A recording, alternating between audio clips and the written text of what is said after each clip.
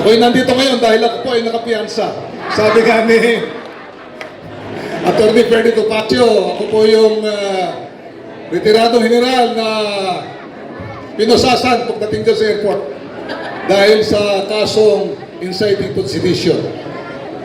Ako po yung pangunahing convener noong aming samahan, United People's Initiative. Hindi po ako membro ng PDP, pero ito pong United People's Initiative o UPI ay kinabibilangan dito po ay mga individual na mga membro at saka po yung mga asosasyon, yung mga organisasyon na tulad ng PDP, Laban. Meron po tayong samahan, alyansa sa PDP Laban, nito pong mga nakaraang mga protest rally natin dito sa Manila. Kasama po natin mula sa umpisa pa ang PDP Laban. Kaya palakpakan natin ang PDP Laban. Ang UPI po ay nakikisa sa isang adhikain, sa isang kilusan, sa isang pakikibaka sa ngayon dito sa matinding korupsyon dito sa ating bansa. Lalong-lalo na ngayon at meron tayong krisis. Krisis dahil doon sa giyera doon sa Middle East kung saan napakataas na ng ating langis, napakataas ng bilihin dahil tayo ay apektado. Anyway po, ito ay isang membership seminar ng PDP, okay? So binabati ko yung PDP sa pag-organisa nito, binabati ko rin po kayo lahat bilang mga miyembro na ng PDP. Kaya sabi ko po, yung UPI ay hindi po isang political party na tulad nitong PDP. Pero may alyansa po kami sa PDP. Okay? Kung yung mga political matters na hindi mo pwedeng gawin, ito po sa PDP. Parang gano'n, pinapasok yung alyansa. Yung mga bagay na gusto nila namin parehong magawa, tulad ng mga tungkol dito sa mga protesta, sa mga korupsyon nito, sama-sama po kami ng PDP. Kaya kayo, PDP, ngayon, pagkatapos ng seminar, kayo din po ay inibitahan namin. Baka gusto niyo rin pong sumama, maging membro ng United People's Initiative.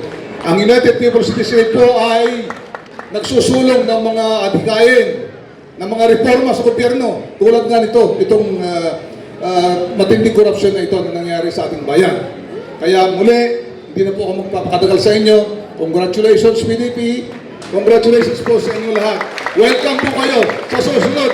Mag-BBMS din para ko yung UPI dito. Maraming salamat po. Thank you. Maraming salamat po. Retired. Nakakasin din kami kaya lang pataas. Sabi ko, akala ko huli si General Pokis. Sabi ko, at least pataasin din yung kasi na no.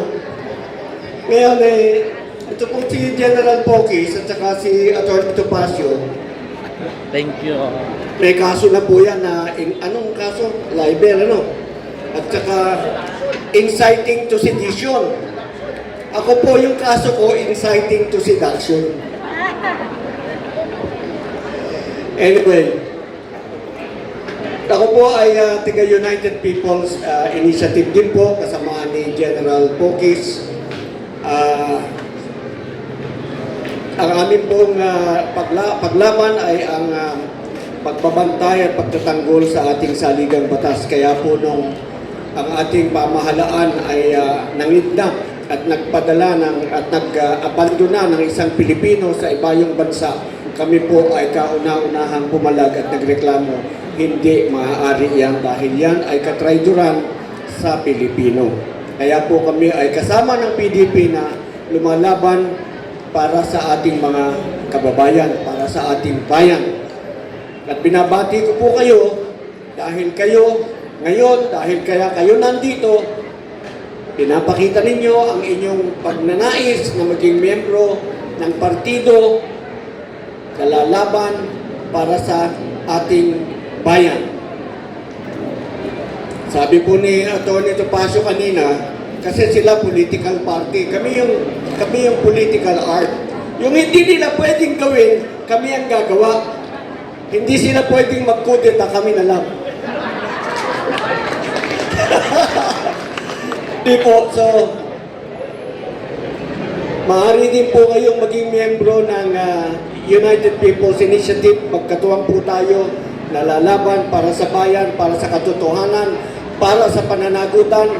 Binigyan po ako ng time limit eh. Usually po, kailangan ko talaga magsalita, 3 minutes and 1 hour. Pero ngayon po talaga 3 minutes lang. Maraming salamat po sa inyong pagnanasang magsilbi sa ating bayan. Magandang hapon po sa inyong lahat. Okay. Maraming salamat po, Attorney General Virgilio Garcia. Okay. So, Ako ay second generation na PDP laban. Yung mga magulang ko po ang unang PDP, taga Bukidnon po ko, Balay-Balay Bukidnon, malayo po. Kisay-Bisaya din eh. Ay, daghan na din mga Bisaya, din may kami natatanan. Kung 90% sa attendees ay mga kababaihan. 90% ay kababaihan. Happy International Women's Month sa ating lahat. Ang ilalagay natin presidente.